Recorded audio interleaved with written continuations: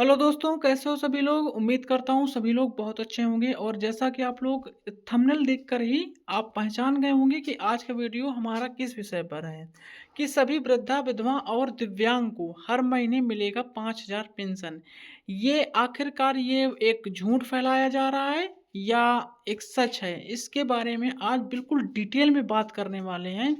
आप लोग अगर कोई अपडेट होगा आप लोग को पता चलेगा और आप लोग को पता चलेगा ये सच है या झूठ। लेकिन उससे पहले आप लोगों से छोटा सा एक काम है कि आप लोग अगर हमारे चैनल पर नए हैं तो प्लीज़ चैनल को लाइक एंड सब्सक्राइब जरूर करें ताकि आपको समय समय पर नए वीडियोस के अपडेट मिलते रहें। तो आपका बिना टाइम वेस्ट किए वीडियो को स्टार्ट करते हैं।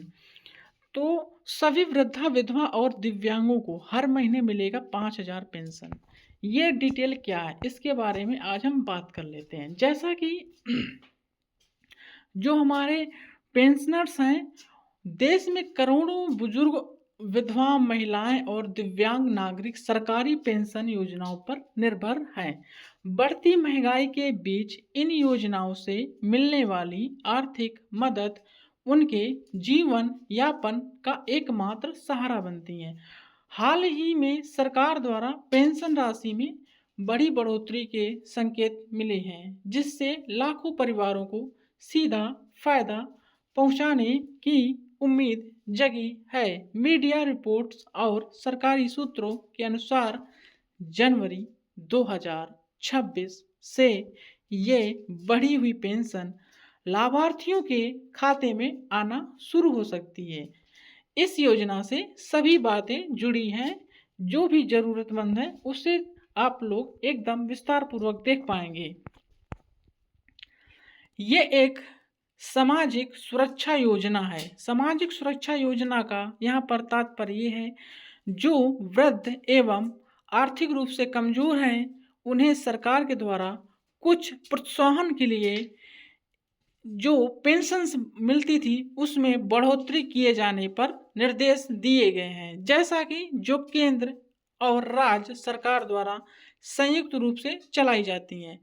इस योजना के तहत आर्थिक रूप से कमजोर वृद्ध नागरिकों को, विधवा महिलाओं और शारीरिक या मानसिक रूप से दिव्यांग व्यक्तियों को हर महीने एक निश्चित राशि पेंशन के रूप में दी जाती है।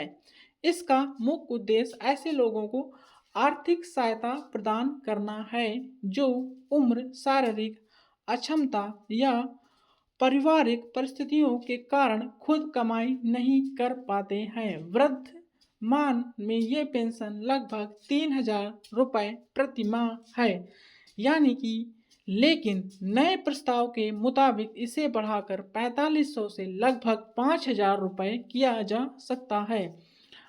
मोटा मोटा कहने का यहाँ पर यह तात्पर्य है, जो वृद्ध हैं और जो शारीरिक रूप से यानी कि दिव्यांग लोग हैं उनको सरकार ने 3,000 रुपये प्रति माह देती थी, लेकिन सरकार के निर्देशों द्वारा अब उन्हें 4,500 5,000 करने का श्वासन दिया जा रहा है। हालांकि इसे अभी कैबिनेट द्वारा मंजूरी नहीं दी गई है। पेंशन से जुड़ी मुख्य बातें क्या क्या हैं इसके बारे में भी एक नज़र डाल लेते हैं।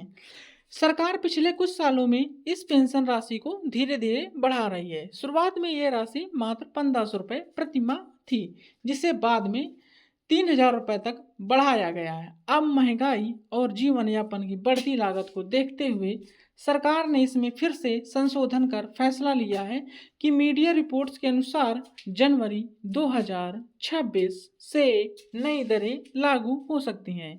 ये राशि सीधे लाभार्थियों के खाते में या डाकघर खाते में डीबीटी के जरिए ट्रांसफर की जाती हैं।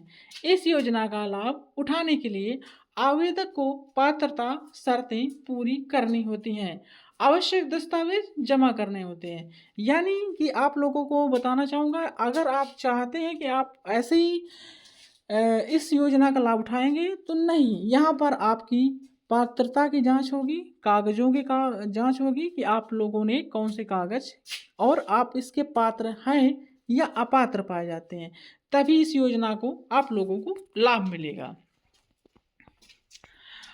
अभी पेंशन योजना से मिलने वाले लाभ और असर, इस पर भी एक नज़र डाल लेते हैं। पेंशन राशि में होने वाली बढ़ोतरी से करोड़ों परिवारों को सीधा फायदा मिलेगा। बुजुर्गों और नागरिकों के लिए यह राशि उनकी दवाइयाँ, इलाज और रोजमर्रा में खर्चे में बड़ी मदद करेंगी। विधवा महिलाओं को अब घरेलू जरूरतों के लिए परिवार पर कम निर्भर रहना पड़ेगा और वे आर्थिक रूप से थोड़ी स्वतंत्र हो सकेंगी। दिव्यांग व्यक्तियों के लिए यह बढ़ी हुई पेंशन उनकी विशेष जरूरतों जैसे उपकरण, दवाइयाँ, थेरेपी खर्चों में सहायक होंगी। इससे समाज के कमजोर वर्ग का जीवन स्तर सुधरेगा और उन्हें सम्मानपूर्वक जीवन जीने का अवसर मिलेगा। यहाँ पर कुछ इस प्रकार की डिटेल है। अभी आप लोगों को मैं बताना चाहूँगा पेंशन योजना की पात्रता क्या है, मापदंड क्या है और सारी चीज़ें। आवेदन की आयु वृद्ध अवस्था पेंशन के लिए 60 वर्ष या अधिक वर्ष होनी चाहिए। यानी कि जो हमारे आवेदक हैं उनकी आयु कम से कम 60 वर्ष होनी चाहिए या उससे अधिक होनी चाहिए।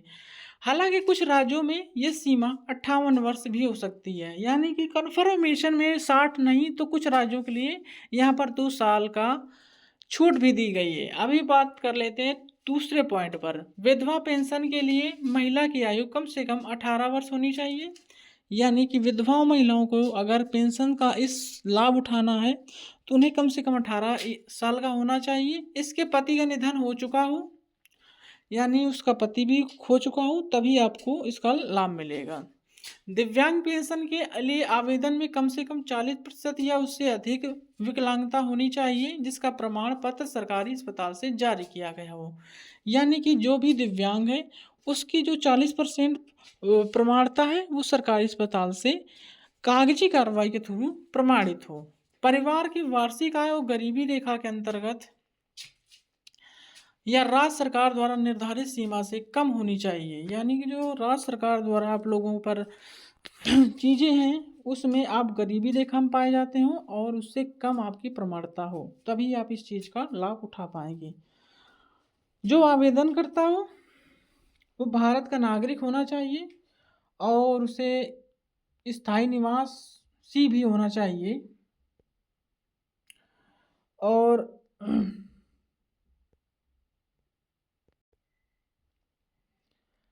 निवासी होना चाहिए।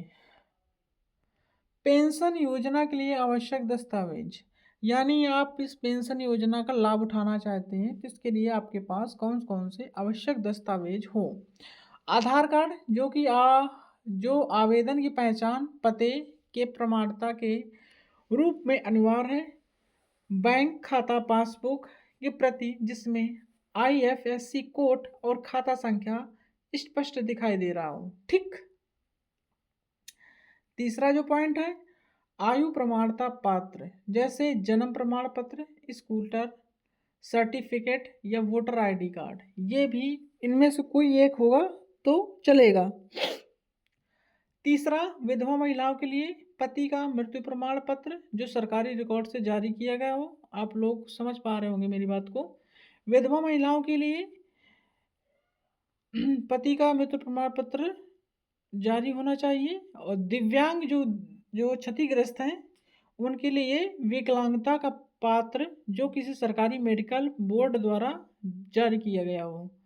आय प्रमाण पत्र जो तहसीलदार या राजस्व विभाग द्वारा प्रमाणित किया गया हो। ठीक। और राशन कार्ड या BPL कार्ड जो आर्थिक रूप स्थिति का प्रमाण हो। यानी कि ये डॉक्यूमेंट्स आपके होने चाहिए। पेंशन योजना की खास बातें क्या है।